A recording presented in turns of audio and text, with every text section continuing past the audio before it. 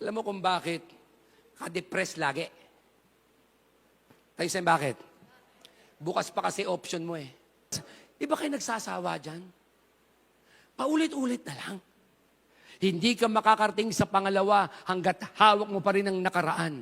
Hindi ka makakalabas, makakapunta sa gustong ibigay sa'yo ng Diyos hanggat ngayon nandyan ka pa, bukas pa ang pinto. Pag marunong ka nang mang-iwan, dyan mo na makakatagpo ang Diyos. Kung sa Gilgal, wala nang balikan, sa Bethel, wala nang pag-aalinlangan, sigurado na ako kung sino ako at sigurado na kung sino ang Diyos sa akin.